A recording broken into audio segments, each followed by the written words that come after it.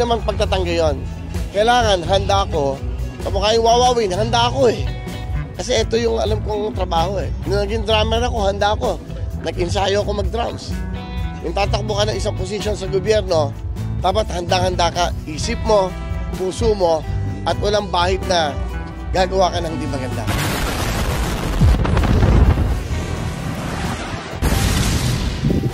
Good morning. So, tayo sa kalsada ngayon. At magbibili tayo ng reaction video. Ang reaction video natin ay back to si Willie. What? Bro, what are you talking about, man? Tumakbo para pagka senador at yan ay sa ilalim ni dating Pangulong Rodrigo Duterte. Mga bang pinakain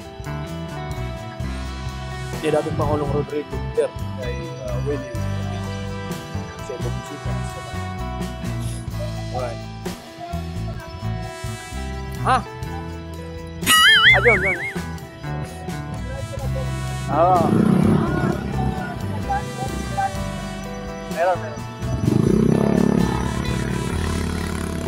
naliligo ko pa na right, so panoorin natin kayo ng mag-react.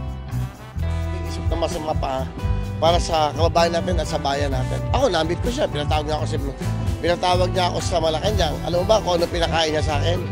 Isang okra, isang sitaw, at isang talong. Gulay at merong isda. Tapos, meron kaming sabaw na may malunggay. Sabi niya, ayaw niya na kumakain ng steak sa Malacanang dahil masyadong mahal. Sinabi niya sa akin yan. Totoo yun. O yun, ayaw niya. Sabi niya, pasensya ka na, ayaw namin gumasos ng malaki. Dahil, alam mo naman, syempre, nakakahiya. Kumakain tayo ng masarap, marami naghihirap.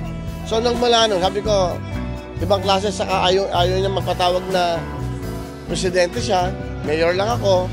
Syempre, nadagdagan yung respeto mo. Saka nakilala ko eh. Saka nung, hindi naman ako tumanggi, nung sinabi ko lang sa kanya na, hindi pa ho handa para maging senador o anong position. Sinabi niya, nire-respeto ko yung decision mo. Believe ako sa'yo. So, hindi naman pagtatanggi yun. Kailangan handa ako. Kamukha yung wawawin, handa ako eh. Kasi ito yung alam kong trabaho eh. Nung naging drummer ako, handa ako. Nag-ensayo ako mag-drums.